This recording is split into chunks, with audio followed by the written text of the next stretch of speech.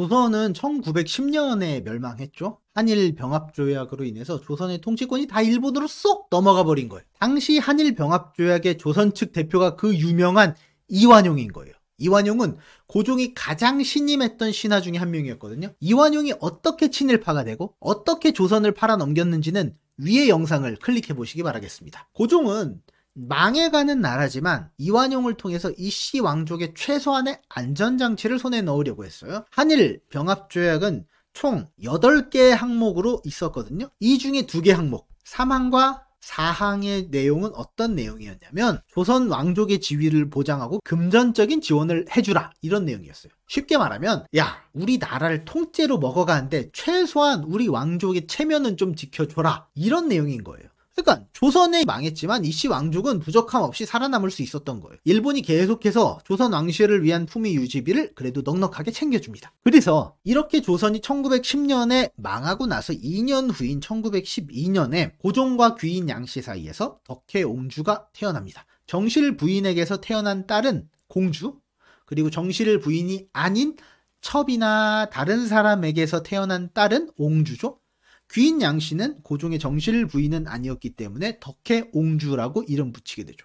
당시 고종이 몇 살이었냐면 61살이었어요.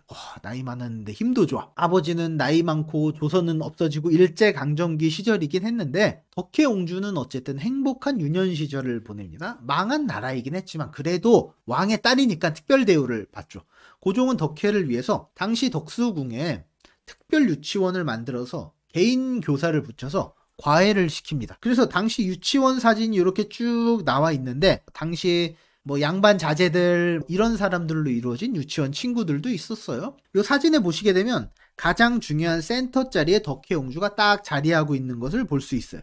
덕혜가 가장 중요한 인물이었던 거죠. 이렇게 고종이 완전 막둥이 딸인 덕혜를 아낀다는 소문이 퍼지면서 일반 백성들에게까지 덕혜옹주가 굉장히 유명 인사가 됩니다. 나라를 잃은 서름을 그래도 한편으로 달래주는 국민옹주? 이런 셈이 된 거죠. 고종이 아무리 힘이 없고 좀 그 당시는 삐리삐리했지만 덕혜옹주 하나는 잘 지켜주고 많이 아껴줬던 아버지였어요. 근데 문제는 뭐가 생기냐. 1919년에 고종이 세상을 떠나게 됩니다. 최후의 보루였던 고종이 세상을 떠나게 되니까 덕혜옹주는 일본의 먹잇감으로 전락해버리게 되는. 어떤 일이 있었냐. 일본은 고종이 죽은 해인 1919년에 3.1운동으로 혼쭐이 나잖아요. 강압적인 통치로 1910년대를 통치했는데 그래서 조선을 충분히 컨트롤할 수 있을 거라고 생각했는데 3.1운동으로 엄청난 반발이 일어나니까 생각보다 만만치 않은 거예요. 그래서 조선을 우습게 보면 안 되겠구나라고 생각을 하고 조선의 반발을 없애기 위해서 구심점을 없애는 정책을 쓰기로 합니다. 조선 민중들이 하나로 뭉쳐서 뭔가 반발을 하면 굉장히 힘들어지기 때문에 구심점을 어떻게 없애냐.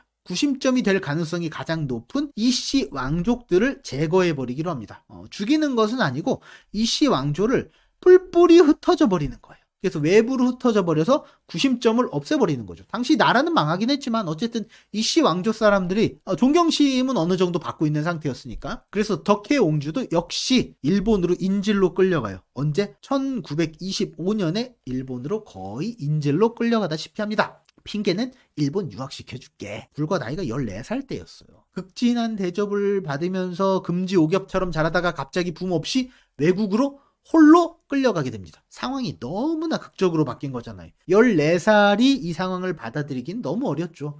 이때부터 덕혜의 불행이 시작되는 거예요. 그리고 덕혜의 불행이 어떻게 계속되냐면 이미 아버지를 잃은 상태에서 일본으로 끌려왔잖아요. 일본으로 끌려온 이듬해인 1926년에 이복 오빠인 순종이 사망합니다. 그리고 3년 후인 1929년에 친어머니인 귀인 양씨가 사망합니다. 덕혜는 친어머니가 사망했지만 귀국해가지고 임종을 보거나 슬퍼하거나 이럴 수가 없었어요. 일본에서 상복도 못 입게 합니다. 왜냐하면 일본 측에서는 야, 이덕혜 너는 왕족이지만 너의 엄마 귀인 양씨는 왕족이 아니야. 그러니까 왕족이 어떻게 왕족이 아닌 사람을 위해서 상복을 입을 수 있어. 상복을 입으면 안 돼. 라고 금지시켜버립니다. 그러니까 덕혜옹주는 낯선 일본에서 생활하면서 주변의 가족을 하나씩 잃으면서 완전히 철저하게 고립돼 버리는 거예요. 가족이 죽었는데 애도도 못하게 하도록 못을 빵 박아놓은 거죠. 이때부터 슬슬 덕혜옹주의 정신건강에 이상이 생기기 시작합니다. 그리고 더 결정적인 사건은 어떤 것이었냐. 어머니 귀인 양씨가 세상을 뜨고 2년 후인 1931년에 대마도주의 조카인 종무지, 일본식 이름으로 소다케유지와 정략 결혼을 당하게 됩니다. 자신이 원치 않는 결혼을 하게 되는 거죠. 일본 버전으로는 결혼하면 아내의 성을 남편 성으로 바꾸게 되니까 이덕혜에서 종덕혜로 이름도 개명하게 됩니다. 그러면 일본은 왜 이 시점에 이덕혜를 대마도주 집안의 사람과 결혼을 시켰을까요?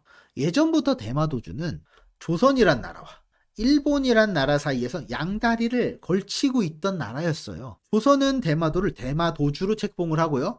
일본은 대마도주를 대마번주로 책봉을 했습니다. 그래서 양쪽에서 줄타기를 하던 대마도주는 결국 일본이 강하다는 것을 인정하고 일본으로 편입이 되게 되죠. 대마도가 왜 조선이 아니라 일본에 속하게 되었는지는 자세한 내용은 위 영상을 클릭해서 살펴보시면 도움이 됩니다. 즉 대마도는 오랜 기간 조선과 일본보다는 한 급 아래에 낮은 신하의 위치였던 거예요. 근데 원래는 대마도보다 높은 조선이었는데 이 조선의 왕녀를 과거 신하국이었던 대마도주의 가문과 결혼시킴으로써 조선의 급을 위에서 밑으로 낮춘 거죠. 조선과 대마도는 같은 급으로 되는 거고 일본은 그 위에 높은 급으로 올리게 되는 거죠. 그래서 일본에 굉장히 교묘한 정치적인 목적이 있는 정략 결혼이었던 거예요. 일본의 우위를 보여주기 위한 쇼를 하기에 덕혜옹주는 아주 딱 알맞은 먹잇감이었다. 덕혜는 굉장히 어려운 일을 많이 겪었죠. 생각해보세요. 아버지를 잃어요. 어린 시절에 14살에 일본으로 강제로 끌려와요. 이복 오빠도 잃어요. 친어머니도 잃어요. 강제 결혼까지 해요. 이런 상황을 겪다 보니까 덕혜가 정신 상태가 점점 심각해집니다. 근데 다만 그 와중에 딸인 정혜를 낳고 나서 약간 상황이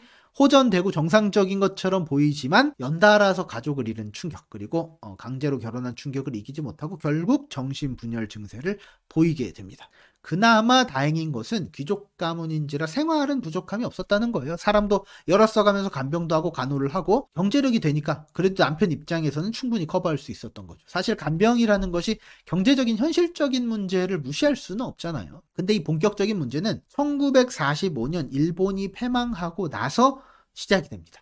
이전에는 왕족이나 귀족 지위를 보장받고 여유 있는 생활을 했는데 일본을 패망시킨 미국 입장에서는 일본이 갖고 있던 기존의 권위체제를 다 부정해버리는 거예요. 모든 왕족, 귀족 다 자기 박탈.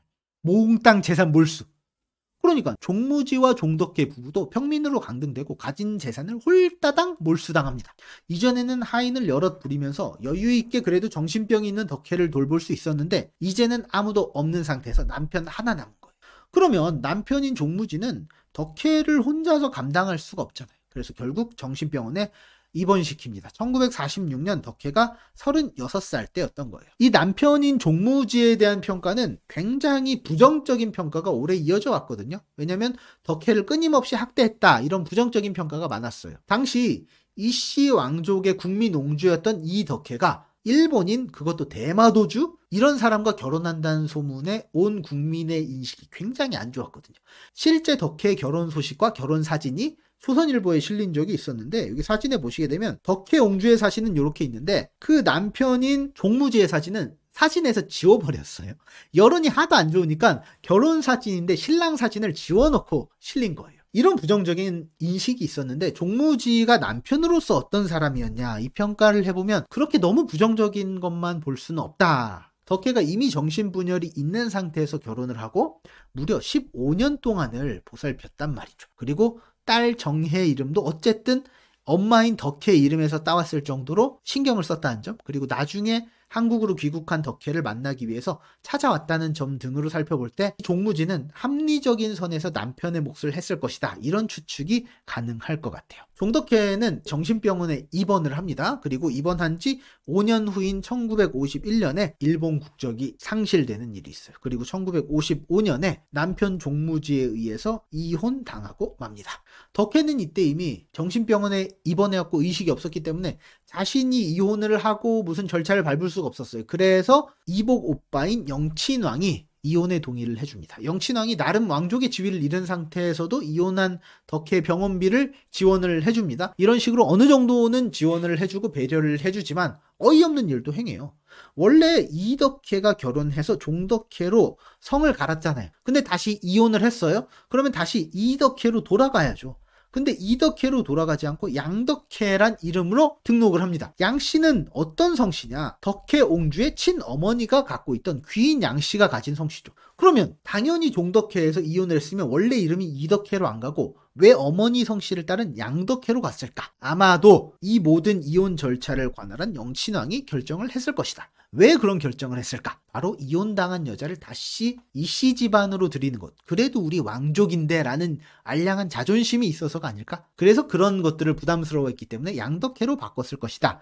그렇게 조선 왕실도 덕혜옹주를 어떤 면으로 보면 버린 셈이 되는 거예요. 그래서 한국이 일제로부터 해방이 됐지만 세월이 쭉 흐르게 됩니다. 초대 대통령 이승만의 정책은 조선 왕족은 절대 귀국 금지, 그리고 조선의 국적을 회복하는 것도 금지. 왜냐하면 조선 왕실을 너무 경계했기 때문이죠. 그래서 한국을 떠나 있던 조선 왕실 사람들은 무국적자로 떠돌이 생활을 할 수밖에 없었어요. 이승만이 나중에 하야하고 박정희가 정권을 잡고 1962년이 되어서야 왕실 사람들의 귀국이 허락되게 됩니다. 덕혜옹주도 이때 귀국을 하게 되죠. 옛 유치원 동기들, 상궁들이 마중 나와서 막 환영을 하는데 덕혜는 이미 정신이 없었기 때문에 전혀 알아보지 못해요. 옛 집안인 덕수궁을 지나가는데도 전혀 알아차리지 못하고 멍한 상태로 차를 타고 지나가게 되는 거죠.